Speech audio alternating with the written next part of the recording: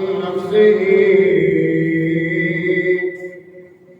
وغلقت الأبواب وقالت هيت لك قال معاذ الله إنه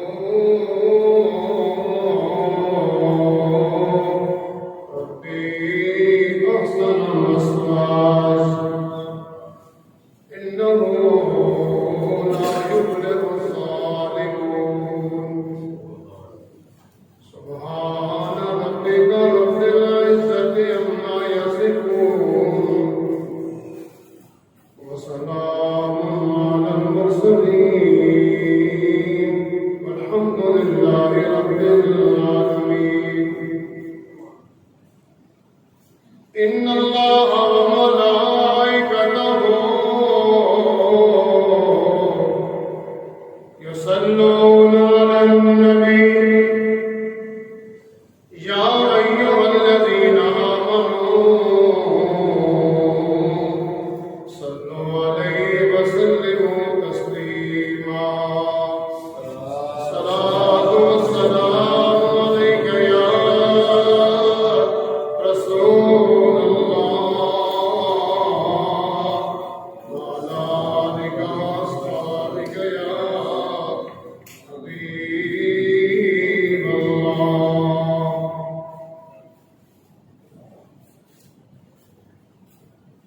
اللہ جل جلالہ کی حمد و ثنا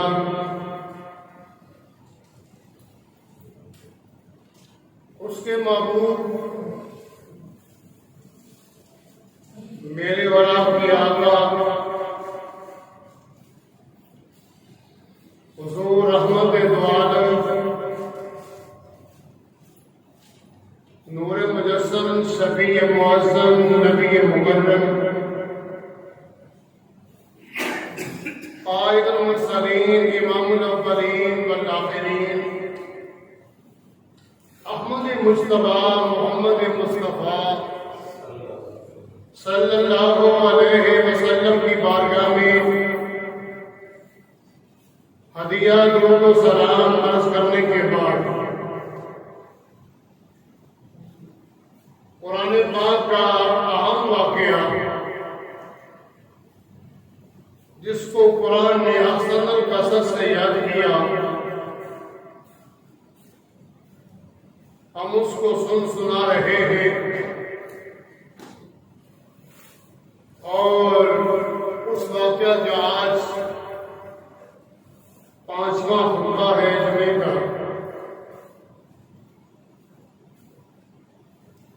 اس میں ہمارے لیے جو عبرت کے موتی ہیں وہ بھی میں ساتھ ساتھ عرض کر رہا ہوں ہمیں اس واقعہ سے کیا کیا سبق ملتا ہے آپ سماعت فرما رہے ہیں بڑا کمال کا واقعہ ہے انسان کی پوری زندگی اگر ایک واقعہ بندہ صحیح معنوں میں سن لے سنا لے پڑھ لے پڑھا لے تو پوری زندگی بندے کی کمال کی گزر سکتی ہے اور بندے کو اس بات پہ یقین ہو جانا چاہیے جتنی کسی کی مخالفت کی جائے کوئی بندہ کسی کا کچھ بگاڑ نہیں سکتا اگر وہ ذات اس کا جو حاکم الحاکمین ہے وہ بگاڑنا نہ چاہے تو بندوں سے کچھ نہیں ہو سکتا بندوں میں طاقت نہیں ہے کہ وہ کسی کا کچھ بگاڑ سکے بات یہاں تک پہنچی قبر جمعے کو حضرت سیدنا یوسف علیہ السلام قافلے والوں کے ساتھ مصر کے لیے روانہ ہوئے اور رستے میں ماں کی قبر کو دیکھا اور ماں کی قبر کے لیے سواری سے اتر گئے۔ یہ بات بھی ذہن میں رکھ لیں۔ کچھ لوگ کہتے ہیں قبروں پہ جاتے ہو، قبروں پہ کیا لینا چاہتے ہو؟ ماں باپ کی قبروں پہ جانا اللہ کے نبیوں کی سنت ہے۔ اگر جانا گناہ ہوتا تو اللہ اپنے نبی کو منع کرتا۔ وہاں بیٹھ گئے، جتنی زیادتیاں ظلم ہوئے تھے سارے بیان کیے، اور وہاں سے فارغ ہو کے خود قافلے والوں کے پاس پہنچے۔ جو نگرانی کر رہا تھا اس نے زیادتی کی حضرت یوسف پر، جس کا نتیجہ یہ نکلا کہ اچانک طوفان آیا۔ اس طوفان نے قافلے والوں کو اپنے گھیرے میں لیا، انتہائی پریشان ہوئے۔ جب زیادتی کرنے والے نے زیادتی کی، اللہ کے پیغمبر کی زبان سے کچھ الفاظ نکلے۔ عرض کیا میرے مولا اتنی سکت مجھ میں نہیں ہے، اور بڑی زیادتی ہوئی ہے، میں زنجیروں میں بند ہوں، پردیس ہے، باپ سے دور ہوں، اس نے ظلم کیا ہے، اللہ فیصلہ کرنے والا تو ہے۔ سونے رب نے اسی وقت ایسا فیصلہ کیا کہ قافلے والے حیران پریشان رہ گئے۔ مالک آگے کہنے لگا تم میں سے کسی نے گناہ کیا ہے؟ وہ مان گیا کہ مجھ سے زیادتی ہوئی ہے۔ مالک حضرت یوسف کے پاس آ کے کہنے لگا مجھے یوں لگتا ہے کہ جیسے کہ وہ سونے رب کا پیارا ہے، اللہ کا تو پیارا ہے، اس کی بارگاہ میں التجا کر کہ رب کائنات اللہ مجبور اس آفت کو دور کر دے۔ حضرت یوسف علیہ السلام جو کہ کریم تھے، باپ بھی کریم تھا، دادا بھی کریم تھا، پردادا بھی کریم تھا، نبیوں کی لائق تھے۔ جو انہوں نے عرض کیا، اللہ کے نبی نے دعا فرمائی تو رب کائنات نے اسی وقت طوفان کو دور کر دیا۔ سبحان اللہ، سبحان اللہ۔ یہاں یہ بات بھی ثابت ہو گئی کہ اللہ کے جو نبی ہیں، اللہ کے جو ولی ہیں، ان کی بارگاہ میں جا کے دعائیں کروانا یہ کوئی نئی بات، نئی رسم نہیں ہے۔ اللہ والوں کے پاس جانا چاہیے، ان کی دعائیں اللہ کی بارگاہ میں مقبول ہو جاتی ہیں۔ سبحان اللہ۔ وقت قلیل ہے، آپ مصر میں پہنچے۔ یہ جو مالک تھا، اس نے حضرت یوسف کو اعلیٰ قسم کا جوڑا دیا اور غسل کروایا۔ کہنے لگا جو رستے میں گرد و غبار ہے، مٹی ہے، وہ دور ہو جائے گی، غسل کر لیں۔ مالک کی آنکھوں پر پردہ ہی رہا، وہ حضرت یوسف کو صحیح معنوں میں پہچان نہ سکا۔ کیوں کہ معبود کا جو دیدار ہوتا ہے وہ سب کو نہیں کروایا جاتا۔ سبحان اللہ، سبحان اللہ۔ معبودوں کے دیوار سب جو دیدار ہیں وہ سب کو نہیں کروائے جاتے۔ ساتھ بھی تھا، خریدا بھی تھا، خرید بھی لیا، ساتھ بھی رکھا، پہچان نہ سکا یہ وہ موتی ہے، پہچان نہ سکا یہ وہ چاند ہے جس کو میں نے خواب میں دیکھا کہ آسمان سے چاند اترا اور میری گودی میں آ گیا۔ پہچان نہ سکا۔ غرد و غبار دور ہو جائے گا۔ غسل کر لیا آپ نے، جو غسل کیا، اعلیٰ کپڑے پہنائے گئے، سواری کے اوپر سوار ہوئے تو یوں لگا جیسے 14ویں رات کا چاند چمک رہا ہے۔ مصر میں داخل ہو گئے، دھوم مچ گئی مصر میں، اس مالک کے دھوم مچ گئی۔ اس کے پاس ایک غلام ہے اور بڑا کمال کا، جو دیکھے وہ تکتا ہی رہ جاتا ہے۔ اس نے اعلان کیا کہ جس نے میرے غلام کو دیکھنا ہو وہ صبح کے وقت آئے، لیکن ویسے دیدار نہیں کرواؤں گا، جس نے دیدار کرنا ہو ایک ایک دینار جمع کروائے، یوسف کا دیدار کرنا جائے۔ یہ تھے وہ موتی، تو پچھلے جو میں نے عرض کیا نا، موتی اس نے چن چن کے اپنا صندوق پر رکھا، لاکھوں کے حساب سے دینار جمع ہو گئے۔ مصر والے دینار دیتے گئے، دیدار کرتے گئے، اس کی تو مولی ہو گئی۔ اس نے دوسرے دن اعلان کیا، آج جس نے دیدار کرنا ہے اس سے میں ایک دینار نہیں لوں گا، بلکہ وہ 5 دینار جمع کروائے، پھر میں پیارے یوسف کا دیدار کروں گا۔ سبحان اللہ۔ مصر والے 5 دینار دیتے گئے، دیدار کرتے گئے، لاکھوں کے حساب سے لوگوں نے دوسرے دن بھی دیدار کیا، زیارت کی آپ کی، جو تکتا وہ تکتا ہی رہ جاتا۔ اس کے دل میں تڑپ ہوتی، کاش کے صبح کب ہوگی اور میں دینار دے کے پیارے یوسف کا جا کے دیدار کروں۔ سبحان اللہ۔ میرے دوستو، یہ حسن و جمال حضرت یوسف کا ہے، اونچی بات سے کہہ لو سبحان اللہ۔ یہ حسن و جمال حضرت یوسف کا ہے۔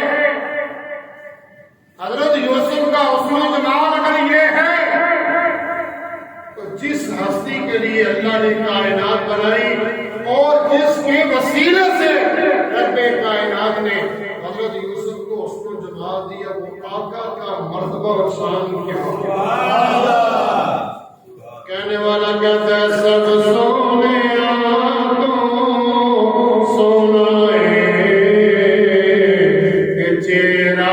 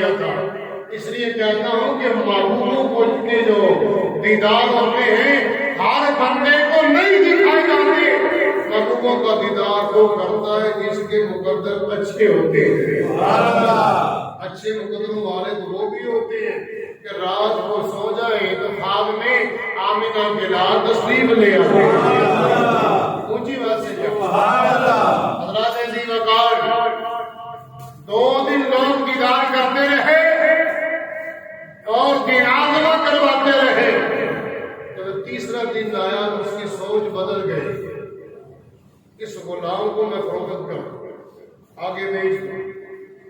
اگر آپ کو یاد ہو، اس سے پہلے میں نے عرض کیا تھا کہ حضرت یوسف نے اپنا مول خود لگوایا، اپنی قیمت خود بھی لگائی۔ وہ قیمت کیا لگی؟ اور آج جب وہ لگانے پہ آیا، جو احکم الحاکمین ہے، جو بادشاہوں کا بادشاہ ہے، جب وہ قیمت لگوانے پہ آیا تو حضرت یوسف کی قیمت کیا لگتی ہے؟ پہنچی ویسے سبحان اللہ۔ جب اس نے اعلان کیا کہ میں یوسف کو فروخت کرنا چاہتا ہوں، اعلیٰ قسم کا جوڑا پہنا کے، تاج پہنا کے، بلندی پہ آپ کو بٹھا دیا گیا۔ عام بھی آئے، خاص بھی آئے، سونا چاندی والے بھی آئے، درہم و دینار والے بھی آئے، ان لوگوں میں ایک مائی صاحبہ بھی آئی، تھوڑا سا سوتر ہے ان کے پاس، دھاگا ہے، وہ لے کے آئے۔ کسی عاشق نے دیکھا اور پوچھا کہ بوڑھیا یہ کیا کر رہی ہو؟ میں یوسف کو خریدنے جا رہی ہوں۔ اس نے کہا یہاں تو سونے چاندی والے، درہم و دینار والے اپنے خزانے لٹا رہے ہیں، یوسف کو ایک دھاگے سے خریدنا چاہتی ہے۔ کہتی ہے ہاں جانتی ہوں، دھاگے سے یوسف خریدا نہیں جا سکتا، لیکن کل قیامت کے روز رب کائنات نے جب آواز دینی ہے کہ کون کون ہے وہ بندہ جس نے میرے پیارے یوسف کو خریدنا چاہا، اس صف میں کھڑے ہو جائیں، میں چاہتی ہوں ان لوگوں میں میرا بھی نام ہو۔ سبحان اللہ۔ حضرت عزیز وقار لوگ درہم و دینار لے کے آئے، اور ایک عورت ہے جس کو زلیخا کہتے ہیں، یہ بادشاہ کی بھی بیٹی تھی پہلے، اس کے خواب میں اللہ کے پیغمبر حضرت یوسف تشریف لائے تھے۔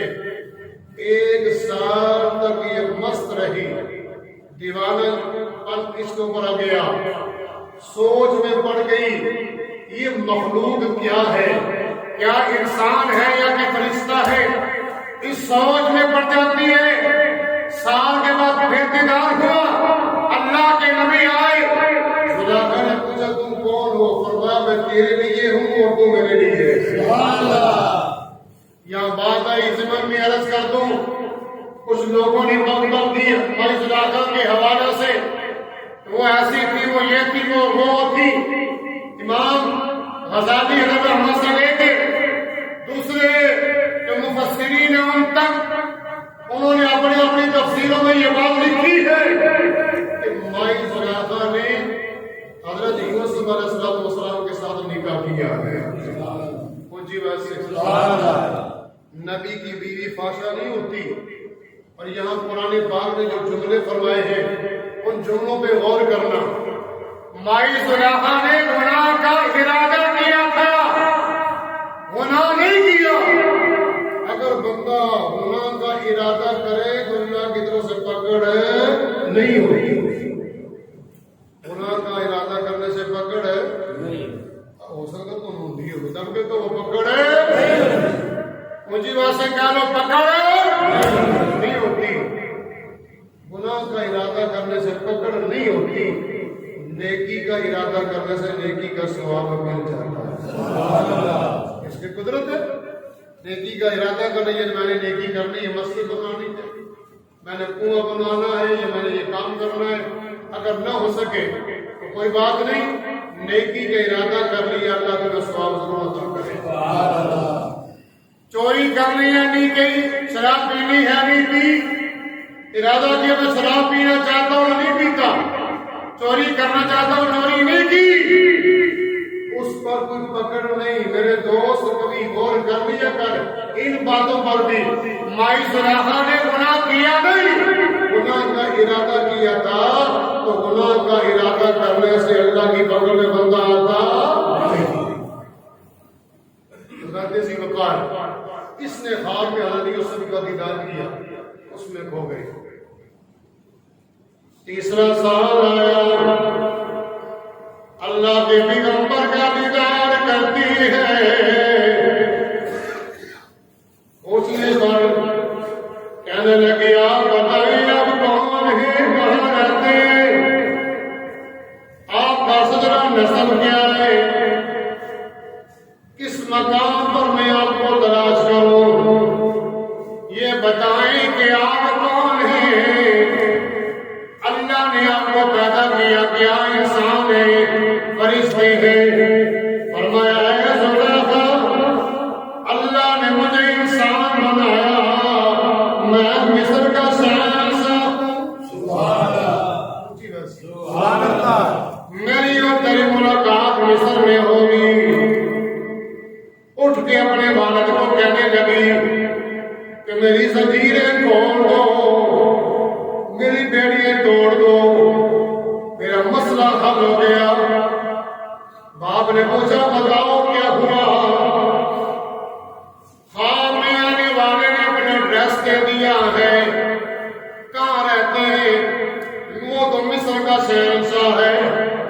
مختصر کرتا ہوں، عزیز مصر سے شادی ہو جاتی ہے۔ دوسری طرف اللہ کے پیغمبر مصر کے بازار میں فروخت ہونے کے لیے آئے۔ زلیخا بھی آئی اپنی سہیلیوں کے ساتھ، عزیز مصر بھی آیا اپنے بزرگوں کے ساتھ۔ دیکھ کے حیران ہو گئے، اتنا ہجوم کیا ہے، لوگ یہاں جمع کیوں ہوئے؟ بتانے والے نے بتایا کہ عزیز مصر، یہاں ایک غلام آیا ہے جس کا چہرہ چوبی کے چاند کی طرح چمکتا۔ زلیخا نے بھی دیکھ لیا، نظر پڑ جاتی ہے چہرے پر، گم ہو جاتی ہے حضرت یوسف کے حسن و جمال میں۔ عزیز مصر کو کہنے لگی، اپنے والد کو کہنے لگی، جتنا خزانہ لٹا دیا جائے کوئی پرواہ نہیں کرنی، سونا چاندی بھی دے دو اور درہم و دینار بھی دے دو۔ اے مالک، اے عزیز مصر، اس غلام کو ہاتھ سے جانا نہیں چاہیے۔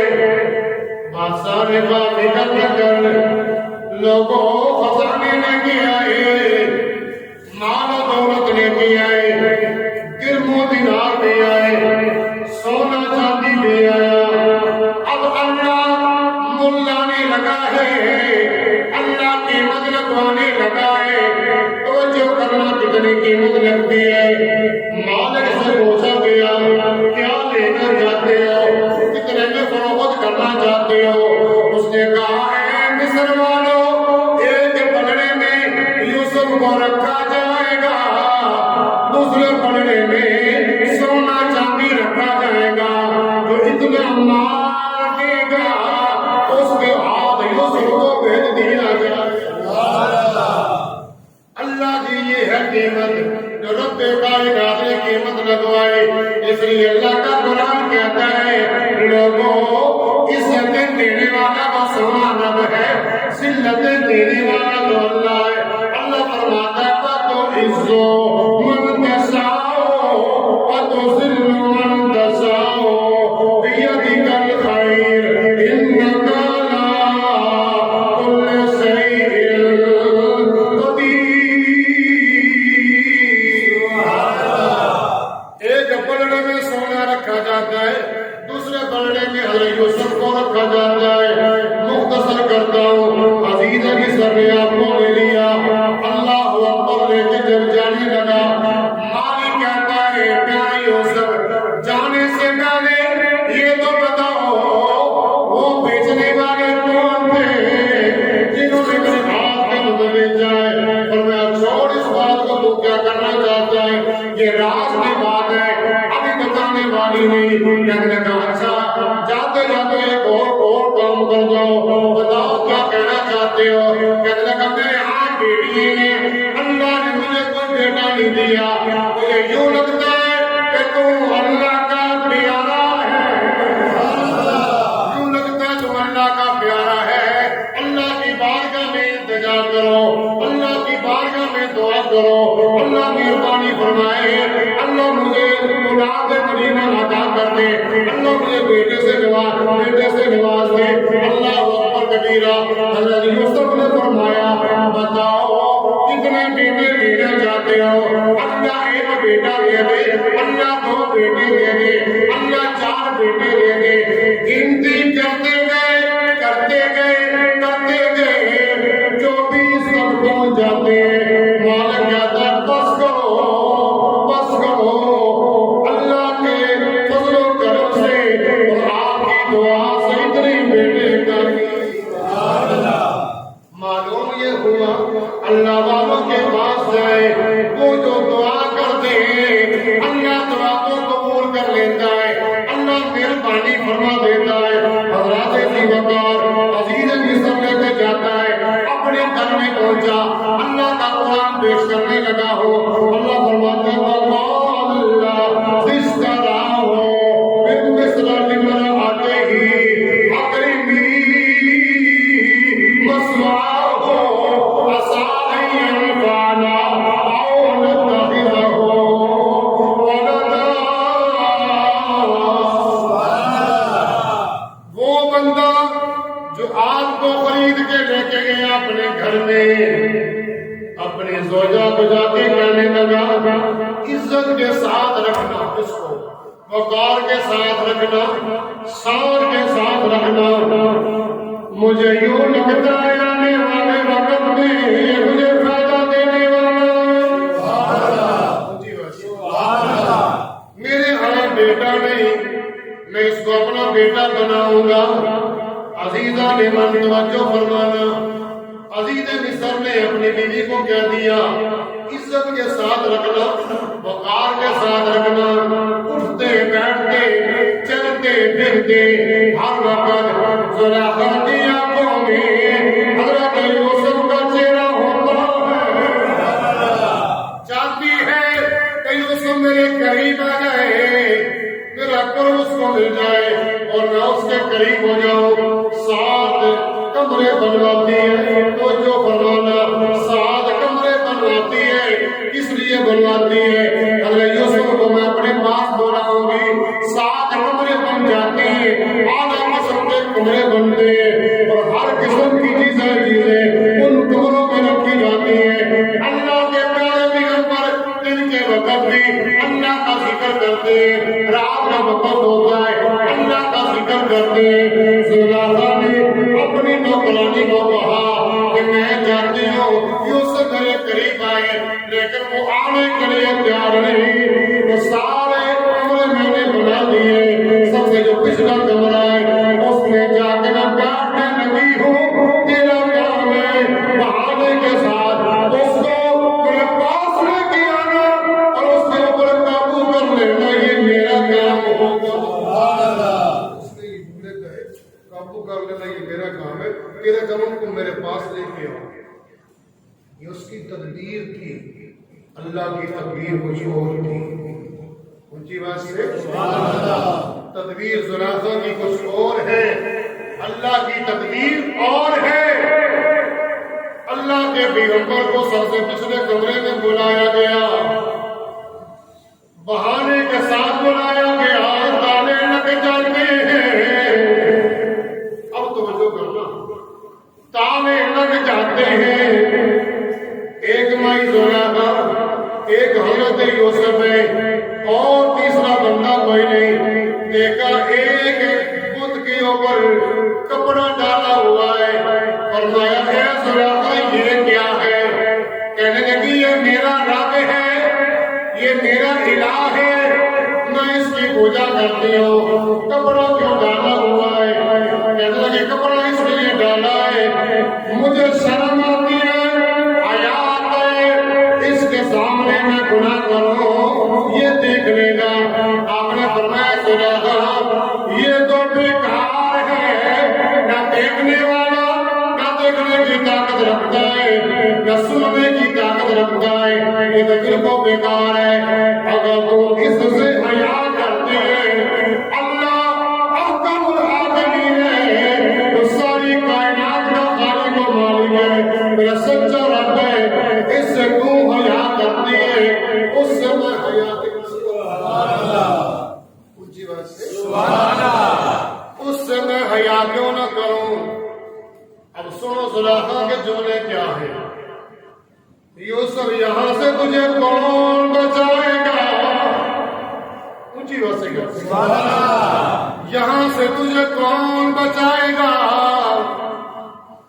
اللہ کے پیغمبر کون بڑے، وہ کیا کہتی ہے اور یہ کیا جواب کیا دیتے ہیں؟ وہ کہتی ہے براءۃ التی هو في بيتها عن نفسه وغلقت الابواب وقالت هيت لك قال معاذ اللہ۔ اونچی بات نہ کیا، اے یوسف 7 کمرے تالے لگے ہوئے، چابیاں میرے پاس ہے، تیسرا بندہ یہاں کوئی نہیں، یہاں سے تجھے بچانے والا کون ہے؟ فرمایا حضرت یوسف نے اے زلیخا وہی بچانے والا ہے جس نے کنویں سے نکال کے مجھے یہاں پہنچایا ہے۔ اللہ احکم الحاکمین جو ساری کائنات کا خالق و مالک ہے، اس اندھیری کوٹری سے مجھے بچانے والا بھی وہی ہے۔ کیسے بچ جاؤ گے، کیسے بچ جاؤ گے؟ اللہ کے پیارے پیغمبر نے دوڑنا شروع کیا، دروازے بندے، قرآن کہتا ہے قال معاذ اللہ انہ ربی احسن مثواي انہ لا یفلح الظالمون۔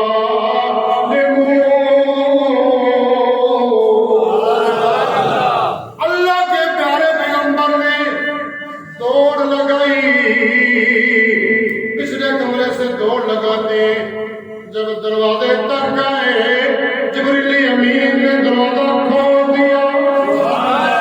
اونچی بات سے اللہ کے پیارے پیغمبر دوسرے کمرے میں آتے ہیں، دروازے تک پہنچ جاتے ہیں، اللہ اکبر کبیرہ، دروازے تک پہنچ جاتے ہیں، کسی نے ہاتھ لگایا نہیں، تالا خود بخود ٹوٹ کے نیچے گر جاتا ہے۔ مائی دوڑ کے آئی پیچھے سے، میں پکڑنا چاہتی ہوں، وقفہ ہو جاتا ہے، دروازہ بند ہوا پھر کھل گیا، زلیخا پیچھے پیچھے آ رہی ہے، اللہ کا پیغمبر آگے آگے جا رہا ہے۔